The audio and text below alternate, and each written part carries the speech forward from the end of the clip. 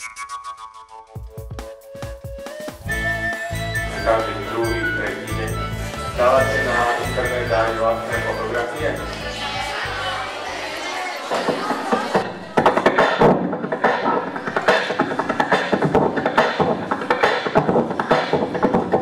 Som proti drogám. Lebo to vám dá sa povedať, že zabrzdí celú vašu cestu alebo nejaké sny, ktoré ste si chceli niekedy splniť. Tak týmto vám to iba všetky zabrzdí. Nepoužíval, ani neužíval, ani nebude. Každú postavičku som si užíval. Ešte raz hovorím, že bola to sranda. Ďakujem pekne za úvodné slovo a lepšie je niečo vidieť, ako tisíckrát hovoriť. Na začiatok, skôr ako prídeme k úkrstu, si pustíme. A je tá ovca sa napotila trochu ináč. Ako ináč? Všetky fotky sú rovnaké. Joj, a je táto ovca sa napotila bez kožúštika.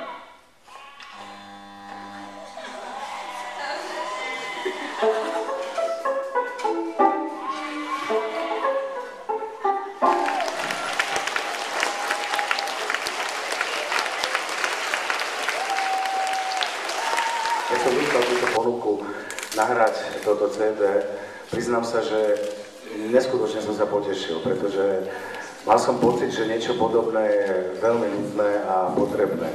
Ja síce osobne sám už mám veľké odrastené dieťa, ktoré má už 27 rokov, ale viem, že raz budem mať vnúkov a viem, že malé, a nie len malé deti, ale deti ako také treba chrániť pred tým, čo sa momentálne v modernom svete deje. Ja viem, že vy osobne ste všetci dosť rozumní, že ste poučení možno, že rodinou, školou, okolím, staršími ľuďmi, ktorí vás majú radi.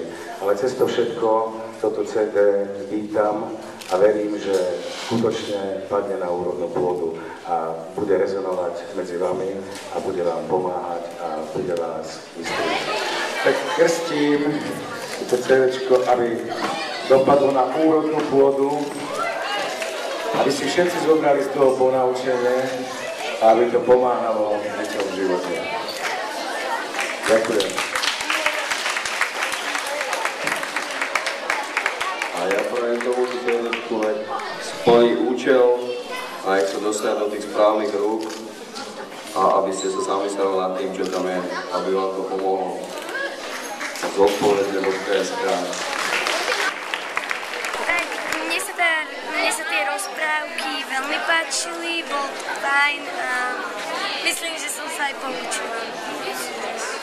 No, ja presne to isté a ešte sa mi páčilo aj, že to je aj modernejšie verzie. Tá jedna ovečka sa mi najviac páči a tie rozprávky